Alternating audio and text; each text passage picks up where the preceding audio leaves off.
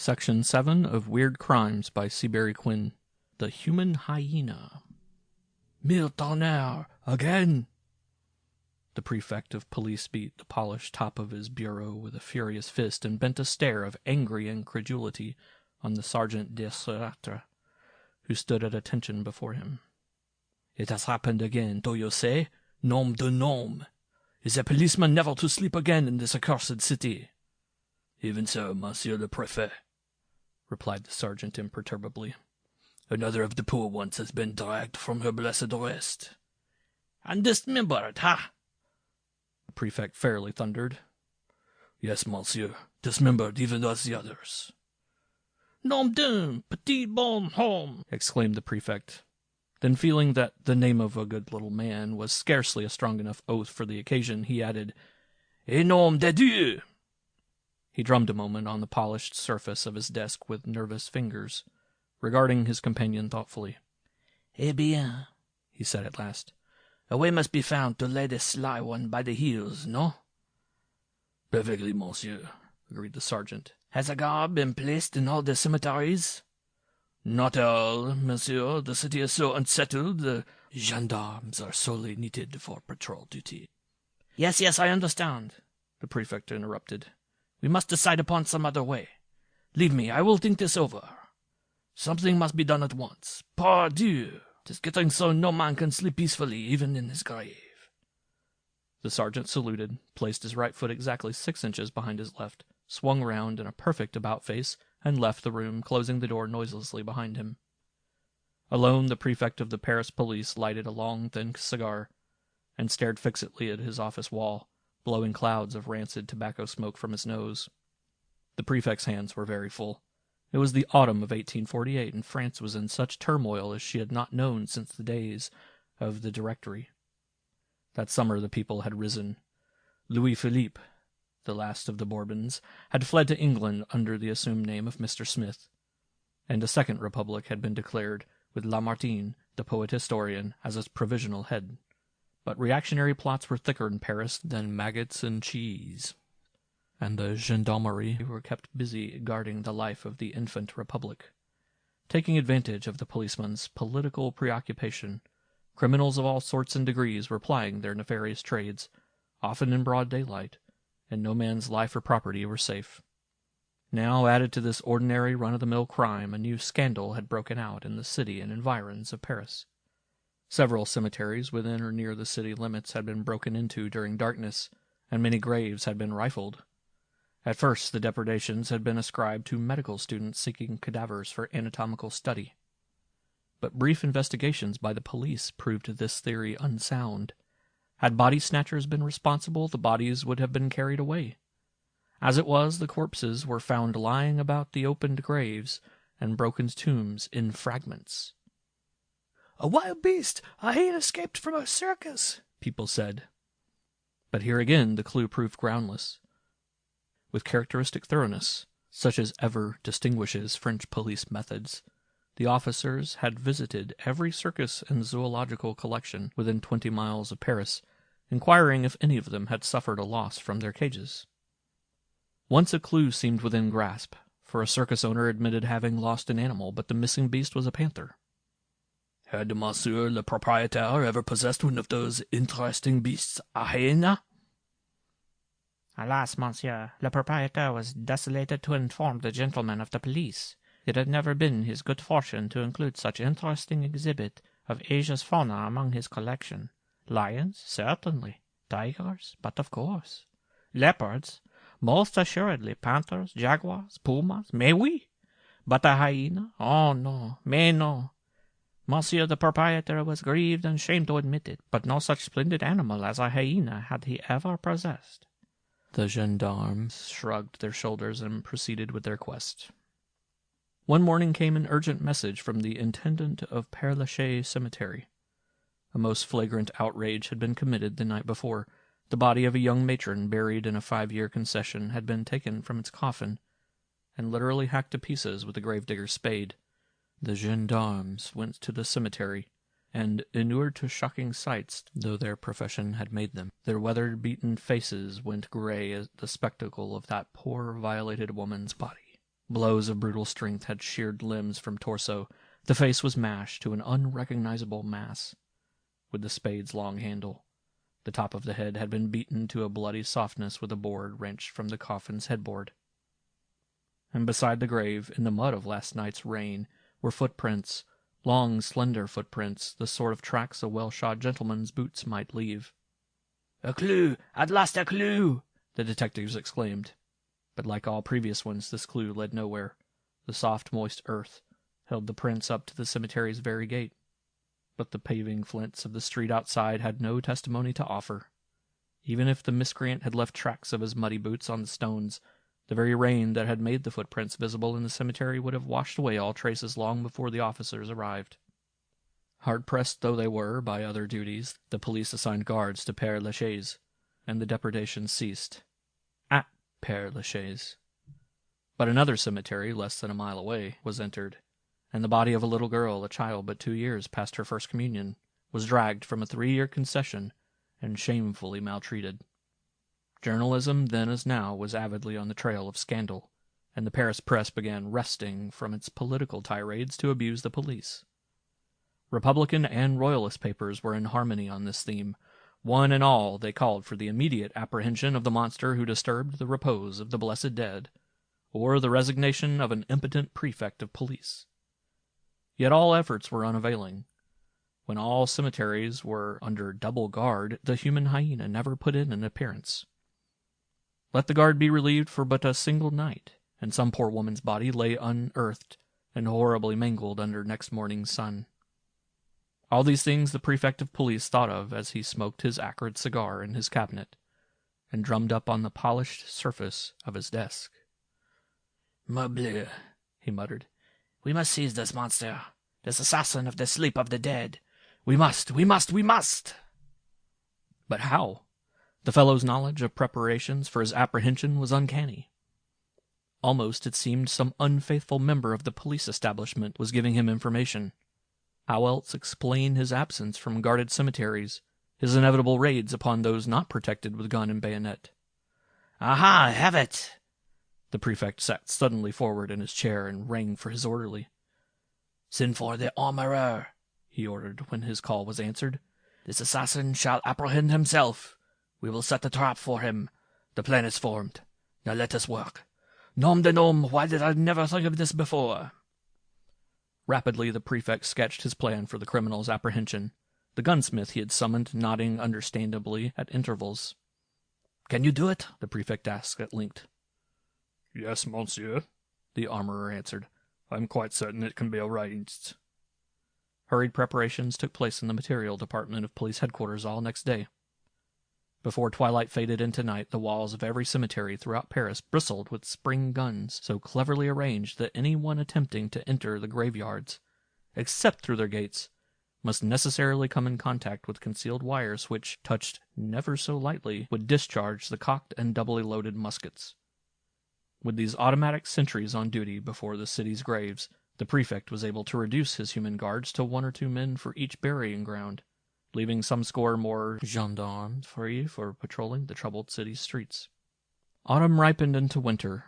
Louis Napoleon Bonaparte, nephew of Napoleon the Great, was chosen president of the new republic by an overwhelming vote, and was triumphantly inaugurated on the 20th of December. With a relative of the Little Corporal at its head, the young republic felt assured of continued existence, and the Paris police were able to turn their attention from sedition hunting to thief-catching.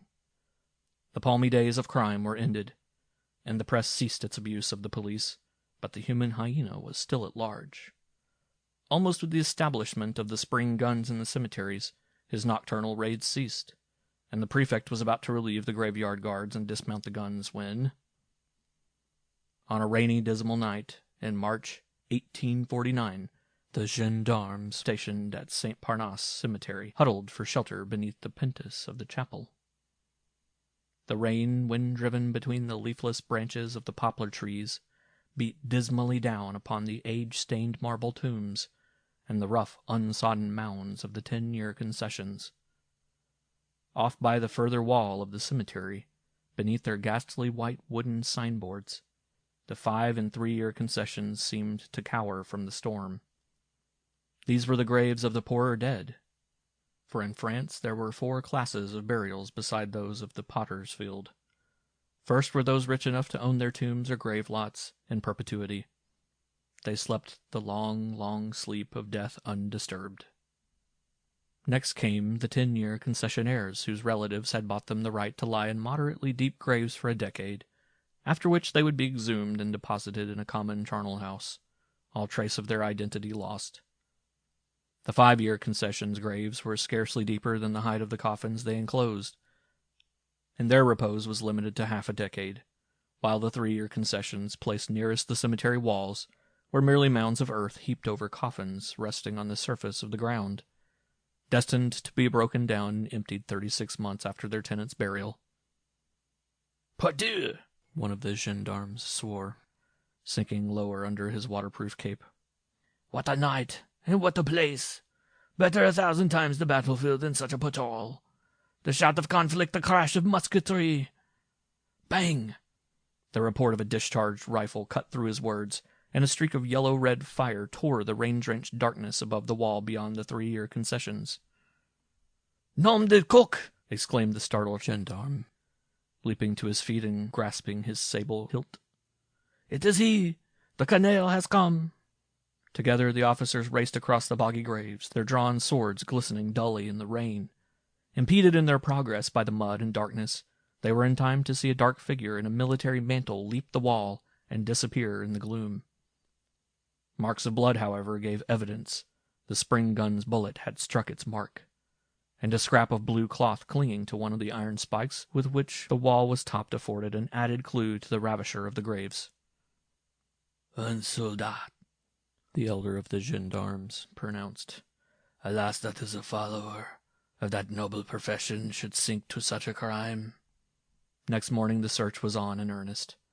From barracks to barracks, the gendarmes went inquiring if any of the military personnel had reported himself suffering from gunshot wounds. Almost immediately they found their man in the person of Lieutenant Bertrand, a junior officer of an infantry regiment stationed in the capital. Not only did this young man show such a wound as would match the spring gun's ball, but his cloak was ripped by some sharp instrument, and the fragment of cloth in the gendarme's possession matched the rent. Their circumstantial case was complete. The wounded man was confined under guard at Val-de-Grace Hospital till his wound was healed, then placed on trial. In England or America his hearing would have been before the civil tribunal, for during time of peace in these countries the civil power is separate from and superior to the military. But France, though a republic, was still imbued with continental European ideas of jurisprudence, maintaining one general law for the citizenry and another or administrative system for the military and official classes. Consequently, it was not a civil criminal court, but a court-martial, which heard Bertrand's case. The judge-advocate was relieved of the necessity of proving his case, for the young lieutenant made a free confession, revealing one of the most amazing stories ever detailed before a judicial inquiry. He was 23 years of age, excellently educated, having been a student at the theological seminary at Langres. From early youth until at the age of 20, he had entered the army with a junior lieutenant's commission. He was a young man of retiring habits, frank and cheerful to his comrades in arms, and beloved by every member of his regiment from the colonel to the newest conscript private. Numbers of his brother officers testified to his almost feminine delicacy of refinement, and to the fact that he was at times seized with inexplicable fits of depression and melancholy, none of which, however, led to sullenness with his superiors or equals, or churliness with his inferiors. According to his own statement made under oath in February 1847, as he was walking with a friend in the country, he came to a churchyard, the gate of which stood open.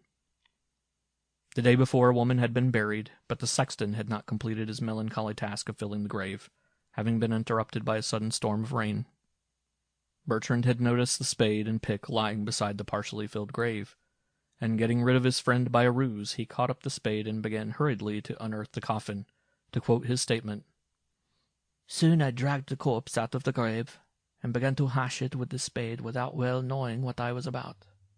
A laborer saw me, and I laid myself flat to the ground, ventre à terre, till he was out of sight. Then I cast the body back into the grave. I then went away, bathed in a cold sweat, into a little grove, where I reposed for several hours, notwithstanding the cold rain which fell. I was in a state of complete exhaustion. When I arose, my limbs were as broken and my head was weak. The same prostration and sensation followed each attack. The prisoner had suffered no further attack during the subsequent 4 or 5 months, and had begun to regard his rural experience as a fit of temporary madness. Indeed, he had sometimes wondered whether it had not been simply a sort of waking nightmare, and had actually never occurred at all. In the summer of 1848 his regiment was ordered for duty to Paris, and among the sights he visited was the cemetery of Père-Lachaise. While walking through the shadowy alleys of this great metropolis, the irresistible craving to mutilate a corpse swept over him like a flood. That night he scaled the cemetery's wall, disinterred a body, and cut it to pieces. This was the beginning of the mysterious cases of ghoulism, which had so baffled and puzzled the police of the French capital. At first, Bertrand stated, the morbid fits followed an overindulgence in wine. His life at the seminary had been most abstemious. But later they came upon him without exciting cause. Though police records failed to disclose so great a number, Lieutenant Bertrand stated he had unearthed 25 bodies, several of them being men. These last he had gloated over, but never dismembered, this fiendishness being exercised only upon female corpses. Army physicians and several eminent civilian practitioners subjected the young man to such tests as science of that day afforded, and pronounced him sane. The finding of the court was, therefore, that he be shorn of his buttons and insignia of rank, and his sword broken in the presence of his regiment, after which he be confined in a disciplinary barracks for the period of 1 year, and be dishonorably discharged from the army. The sentence was carried out. The case of this unfortunate young man presents many interesting questions for the medical jurist. Taking his early life and training into account, and remembering how he must have lived almost entirely in unworldly surroundings apart from wholesome feminine society, it is not very difficult to imagine the basis of his original perversion. To use a good though much overworked and loosely employed term, he was the victim of a complex. That is, a series of emotionally accentuated ideas in a repressed state. Like Gilles de Laval, the Sire de Retz, whose case has already been discussed. Footnote. See Article 1 of this series, Bluebeard, October 23, Weird Tales. This magazine was the first to have the courage to make public the shocking revelations of the original Bluebeard's trial. End footnote. The celebrated Jack the Ripper, whose crimes mystified the London police a generation ago, and the infamous Marquis de Sade, Lieutenant Bertrand unquestionably suffered from that form of mental derangement known to modern psychiatrists as algolagnia, coupled perhaps with what is called coprophilia, or a pathological liking for filth, this last being shown by his desire to associate with interred corpses. His periods of great excitement while indulging his disgusting mania for the mutilation of dead bodies, and the following periods of profound lassitude all point plainly to this, in the light of modern psychiatry, though these same symptoms were the cause of some odd speculations by several observers of the case. The late Dr. Sabin Baring Gould, a profound student of folklore and anthropology, naively suggested Bertrand to be the victim of demoniacal possession, while Eliot O'Donnell believes, or affects to believe, him a werewolf. To substantiate this surprising theory, he tells of a young French woman, one Constance Armand, who was suddenly seized with an uncontrollable desire to enter a house of mourning, seize the body lying in its open coffin, and eat portions of it. 2 cases of lunacy cited to prove one absurd superstition. Whatever the facts of Bertrand's case, it is not to be denied he suffered a great injustice through the sentence of the court-martial, since the crimes he committed were obviously of a pathological origin, and by his own statement committed under the urge of an irresistible impulse. His moral sense told him he was doing a wrong, but able though he was to distinguish the criminal nature of his acts, he was unable to resist the dictates of his mania. Footnote. In these circumstances, a perfect defense of insanity might have been legally raised. See Clark or any standard work on criminal law. Seabury Quinn. End footnote. End of Section 7.